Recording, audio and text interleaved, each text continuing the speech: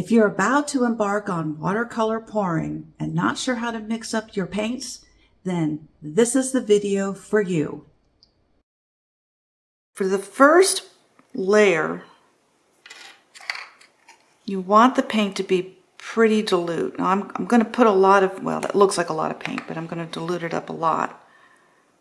And I'll test that to make sure it's fairly light. And when you're painting, it seems like when you've got the right value on the paper, it almost seems too dark. Well, this is the opposite. It's going to seem like it's too light when you test it on your paper.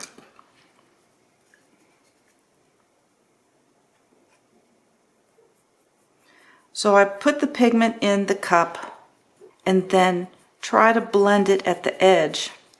And I don't know if any of you are sushi lovers, but when you mix up wasabi, you kind of do it the same way, where you put a little bit of wasabi in and a little bit of soy sauce.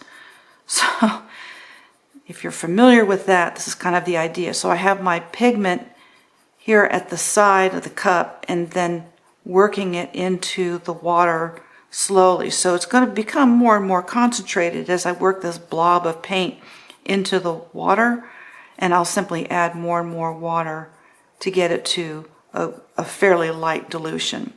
I tend to err on the side of too dark, so this is where I will most likely make my mistake, is the paint being too concentrated when I do my first pour.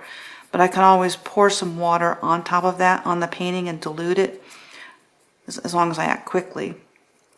And then, realizing that, add some more water into this cup.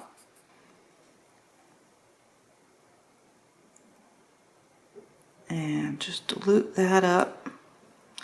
The reason for these particular colors, which I didn't adhere to when I did the pink lily, if you saw that video, is these are staining. That's pretty light. And I would normally think that's too light, but I'm going to go for it because I think that that's going to work. But I don't think I have enough pigment. So I'm going to put some more pigment in here and mix that up.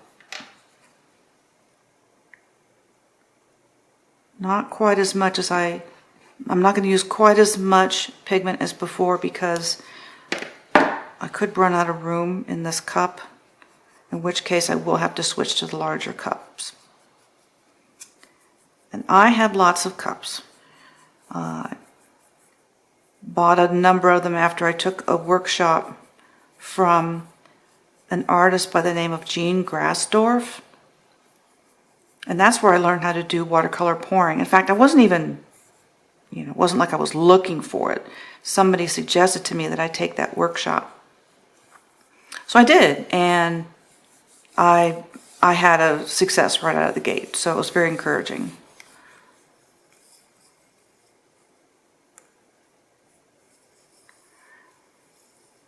This is not a very common technique. All right, we'll start with just one squirt from the pipette.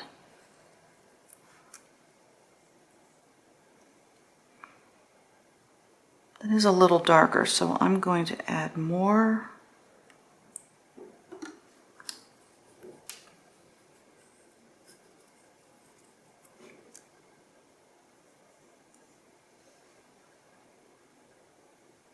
That should be dry.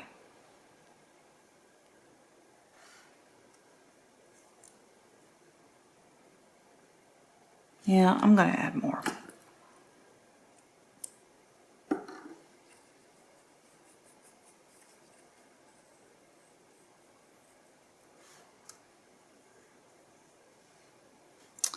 More.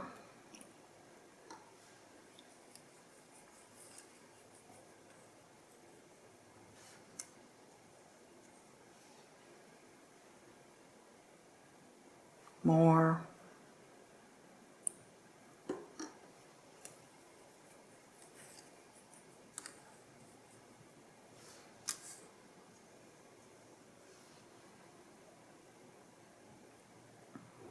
No more.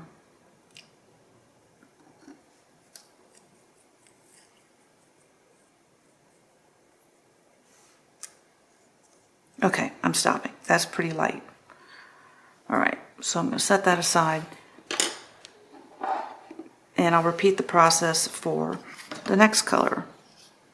That about sums it up. Leave your questions in the comments.